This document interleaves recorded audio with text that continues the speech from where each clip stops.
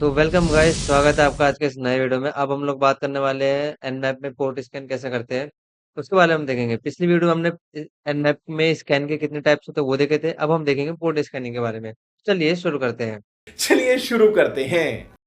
तो सबसे पहला जो हमारा ये एनमैप, आपको पता है नेटवर्क मैपर जिसको हम कहते हैं, ठीक है। और जिसकी कमांड होती है एनमैप सिंपल आप लिखोगे। और इंस्टॉल कैसे करते हैं वो मैं आपको बता देता हूँ। Sudo APT install Debian base जो ऑपरेटिंग सिस्टम है उसमें एपीटी काम करता है आपका इंस्टॉल एनमैप लिख दोगे आप, ठीक है। और एनमैप लिख करके आप जो भी आपका पासवर्ड है आप डाल दो और आपका इंस्टॉल हो जाएगा, ठीक है। मेरे में पहले से इंस्टॉल है, बाकी कमांड यही रहेगी सेम। तो मैं इसको क्लियर कर देता हूँ। तो सबसे पहले मैं एक इमेज ओपन करूंगा जो कि मैंने बनाई है इसमें, ठीक है। तो सबसे पहले हम देखते हैं कि एक टारगेट को कैसे हम स्कैन करते हैं। तो देखो मेरे पास एक वल्नरेबल मैंने मेटास्प्लॉइट डाउनलोड करा है, जो कि एक वल्नरेबल मशीन होती है, ठीक है। तो हम उसको स्कैन करेंगे और मैं सारे टास्क आपको उसी फॉर्म करके दिखाऊंगा। तो सबसे पहले अगर आपके पास एक आईपी दी हुई है, एक सिंपल आईपी आपके पास, तो आप उसको nmap स्पेस 192.168.1.8, जो कि एक मेटास्प्लॉइट की वल्नरेबल मशीन की आईपी है, ठीक है। अब इसमें मैं nmap करूंगा, एंटर कर देना। आपको जो भी पोर्ट ओपन होंगे वो आपको स्कैन होके दिख जाएंगे। जैसे देखो लिखा रहा है स्टार्टिंग हुआ है nmap, पोस्ट अप है, मतलब जो आईपी मैंने दी है वो क्या है, अप है। और इतने सारे पोर्ट है जो कि स्कैन में आए हैं। तो अभी इतने सारे पोर्ट्स जो है ओपन है। देखो स्टेट दिखा रहा है ओपन, स्टेट आपको दिखा रहा है ओपन है। पोर्ट नंबर कौन सा है, 21 है। क्या चल रहा है उस पे, टीसीपी चल रहा है। टीसीपी मैंने आपको बताया था, ट्रांसमिशन कंट्रोल प्रोटोकॉल। और यूडीपी होता है यूजर डेटाग्राम प्रोटोकॉल, जो कि डेटा को लेके जाने का काम करता है। और ये कॉन्फ़िगर होता है उस पोर्ट पे कौन सी सर्विस चल रही है। वो सर्विस है FTP, file transfer protocol, SSH, telnet, जो भी सर्विसेज आपकी अदरवाइज जो इंस्टॉल करते हो आप, वो सर्विसेज चल रही है, ठीक है। ये चल रहा है, ये सर्विसेज चल रही है, ठीक है। अब मैं क्या करता हूँ, इसमें एक एसएसएच इंस्टॉल करता हूँ, सुडो एपीटी इंस्टॉल एसएसएच। ये मेरा लैपटॉप है तो मैं इसमें इस वाले पे एसएसएच एक बार अपने लैपटॉप पे इंस्टॉल करता हूँ। अब आपको मैं कहता हूँ कि आपको एक और आईपी मैं दे देता हूँ, ठीक है। जैसे मैं पहले क्लियर कर लेता हूँ उसको। हमने 1.8 को स्कैन किया था। मैं आपको एक और आईपी देता हूँ, मैं बोलता हूँ उसको भी स्कैन करना है, तो आपको क्या करना है, सिंपल उसकी आईपी डाल देनी है, 1 डॉट। और मेरी आईपी क्या है वो तो मैं सिंपल है आईएफ की कमांड से देख लूंगा इसको, ठीक है। तो मेरी आईपी है 1.9 है, ठीक है, कोई दिक्कत नहीं है। डाल दूंगा मैं एंटर। अब देखो ये दोनों को स्कैन करेगा, ठीक है। पहले इसने 1.8 को स्कैन करा, जो कि इसने दिखाया स्कैन रिपोर्ट 1.8। इसके बाद ये गया स्कैन रिपोर्ट 1.9 पे। होस्ट तो अप है, लेकिन अभी कोई सपोर्ट वर्क नहीं कर रहा है, मतलब कोई भी सर्विसेज इसमें भी करेंटली में इंस्टॉल नहीं है। तो इसलिए ये दिखा रहा है कि भाई पोर्ट 1.9 पे कोई भी एप्लीकेशन या कुछ भी वर्क नहीं कर रहा है, ठीक है। एक काम मैं ये कर सकता हूँ, सर्विस में ज्यादा नहीं जाऊंगा इसके अंदर, आपको गाइस सर्विस जैसे,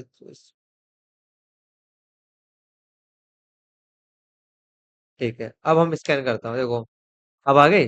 मैंने एसएसएच अभी इंस्टॉल किया था आपके सामने, स्टार्ट नहीं किया था सर्विस। अब देखो 1.9 पे क्या आ गया, एसएसएच। तो मैंने ऐसे में क्या हुआ, मैंने दो दो आईपी एक बार में स्टार्ट कर लिए। अब आपको इसमें कंफ्यूजन लगेगी कि यार अब मैं आपसे वो एक और आईपी लिखनी है, ठीक है। पहले टर्मिनल के लिए करूंगा इसमें। मैं आपसे कहूँ एक और आईपी स्कैन करनी है, तो आप क्या करोगे, फिर आप आईपी लिख दोगे यहाँ पे 192 जो भी समथिंग है, लिख दोगे आप। फिर से मैं आपको कहूंगा एक और आईपी स्कैन करनी है, तो आप क्या ऐसे ही लिखते जाओगे, नहीं। आपको ऐसा नहीं करना है। आपको क्या करना है, एक कमांड लगानी है। सबसे पहले आपको इन सारी आईपी को एक फाइल के अंदर रखना है। और उस फाइल को बनाता हूँ मैं, तो नैनो करता हूँ जो कि फाइल एडिटर होता है आपका।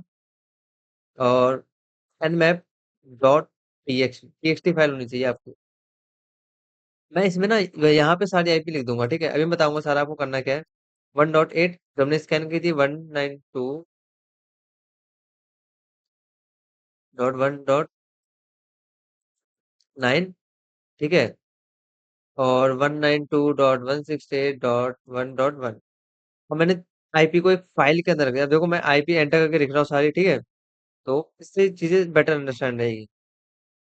तो मैंने एक फाइल बना ली जिसमें मैंने लिख लिया। जैसे मैं ऐड करता हूँ, देखो 3 आईपी लिखी है, लिख दी मैंने।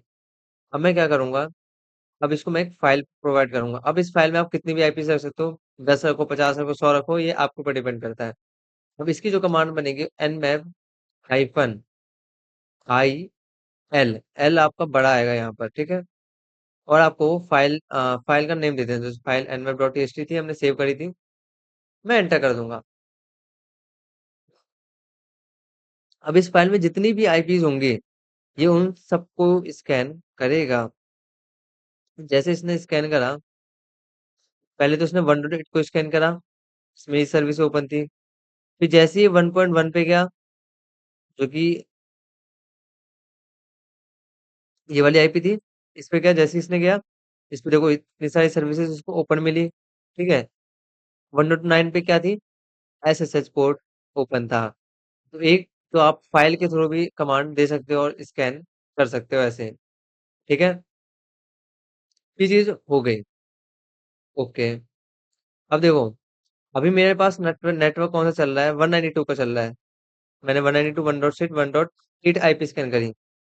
लेकिन अब मैं आपको बोलता हूँ कि आपको ना 8 से लेकर के 20 तक लास्ट का जो डिजिट है, क्लासिक की आईपी तो लास्ट का जो डिजिट है, वो 20 तक स्कैन करना है। तो आप क्या बार बार लिखोगे आईपीस को?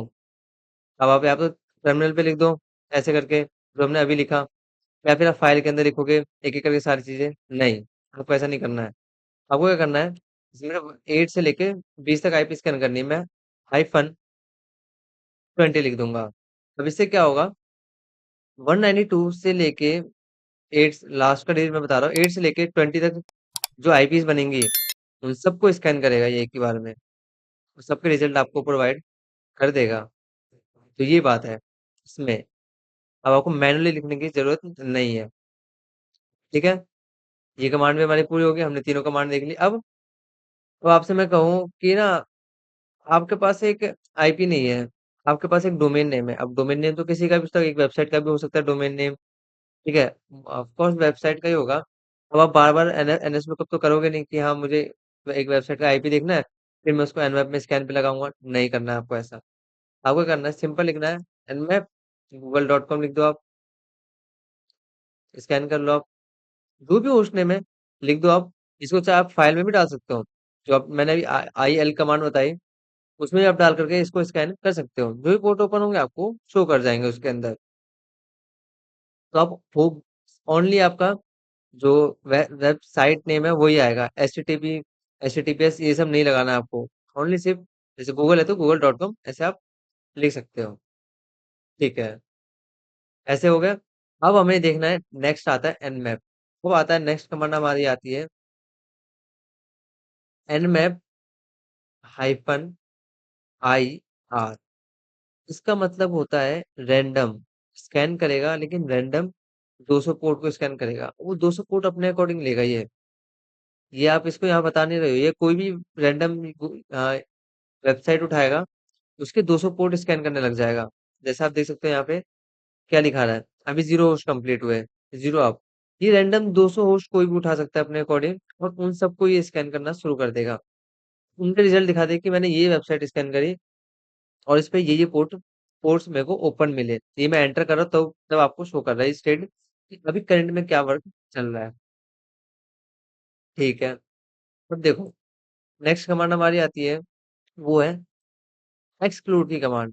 एक्सक्लूड का मतलब क्या होता है, बाहर निकालना, कि इसको तो हटा ही दो, इसको नहीं करना है मुझे। तो यहाँ पे मतलब होगा, जैसे मैं nmap करता हूँ 192.168.1 से लेके, जैसे मैं करता हूँ 1 से लेके 20 तक स्कैन करना है आपको, ठीक है। 1 से लेके 20 तक स्कैन करो, लेकिन हाइफन एक्सक्लूड, एक्सक्लूड का मतलब बाहर निकालना। 192.168.1.8 इसको स्कैन नहीं करना है आपको। मतलब 1 से लेके 20 तक सारी आईपी स्कैन कर, लेकिन 1.8 को ये स्कैन नहीं करेगा, इसको स्कैन नहीं करेगा। आप देखो, इसने बाकी सारी आईपी स्कैन करी, 1 को स्कैन करा, 2 3 4, किसी में कुछ नहीं मिलेगा। और 7 के बाद देखो इसने स्किप कर दिया, तो सीधा ये 9 पर आ गया। और 9 के बाद आ गया इसलिए कि होस्ट ही अपनी है। और जब तक कोई होगा ही नहीं यूज करने में, जब ये आईपी असाइन नहीं होगी उसको तो स्कैन नहीं करेगा। तो ये मतलब था गाइस इसका, एक्सक्लूड का मतलब रिजर्व कर दिया कि इस आईपी को स्कैन मत करना, बाकी सारी आईपी आप स्कैन कर लो, कोई दिक्कत नहीं है। यहाँ पे आप स्पेस लगा के अनदर आईपी भी दे सकते हो, काम हो जाएगा आपका यहाँ पे भी। ठीक है, तो ये थी हमारी पोर्ट स्कैनिंग कमांड। एक कमांड और है, मैं आपको बता देता हूँ, बहुत इंपॉर्टेंट कमांड है। फॉर एग्जाम्पल ना, जैसे अभी मैंने आपको बताया नेटवर्क 192.168.1 डॉट, जैसे हमारी जो वल्नरेबल मशीन थी उसकी आईपी थी 8। तो मुझे नहीं पता कि मेरे नेटवर्क में कितने होस्ट अप है। मुझे जानना है कि मैंने एक मशीन को आईपी दी थी, लेकिन वो आईपी क्या थी मुझे याद नहीं। तो आप उसके लिए क्या करोगे? आपको कुछ नहीं करना है, जो आपका नेटवर्क है वो डालना है, स्लैश डाल लो 24, क्लास सी की आईपी है इसलिए मैं 24 डाल रहा हूँ। ठीक है, आपके केस में डिफरेंट हो सकता है, आप मेरे से कमेंट सकते हैं, पूछ भी सकते हो, मैं आपको बता भी दूंगा उसमें कि आपको क्या स्कैन करना चाहिए उसमें। और यहाँ पे आपको कमांड डालनी है -SN। ठीक है, तो आपके नेटवर्क में 1 से लेके आगे की सारी आईपी मतलब 254 आईपी स्कैन करेगा। जो जो अप होंगे वो सारे ये यहाँ पे शो कर देगा। ये आपके केस में थोड़ा टाइम ले सकता है, अगर ज्यादा आईपीज होंगी तो ये टाइम ले सकता है आपके केस में। ठीक है, जैसे 192.2.3.4.7.8.9, इतने जितनी आईपी जो ऐप होंगे उतना ये शो कर देगा। तो -SN कमांड काफी इंपॉर्टेंट है, जिसमें आपको मैक एड्रेस भी दिखाता है, तो आप आइडेंटिफिकेशन कर सकते हो इजीली। तो ये था हमारी nmap में पोर्ट को, एक बेसिक पोर्ट को स्कैन कैसे करते हैं। नेक्स्ट वीडियो में हम जो देखने वाले हैं, पोर्ट स्कैनिंग में और डीपली हम जाएंगे। तो मिलते हैं हम अपनी नेक्स्ट वीडियो में, सब्सक्राइब करो चैनल को और आपको nmap का पूरा कोर्स मिलेगा। और आपको कमेंट में कमेंट बॉक्स जो है आपको ये बताना है, लास्ट का एक क्वेश्चन है मेरा, ये बताना है कि जो मैंने एक्सक्लूड कमांड बताई थी, क्या इसके अंदर इंक्लूड कमांड चलती है या नहीं चलती है, इसके बारे में बताना है आपको। ठीक है, तो कमेंट बॉक्स में डाल देना कमेंट में। मिलते हैं अपनी नेक्स्ट वीडियो में।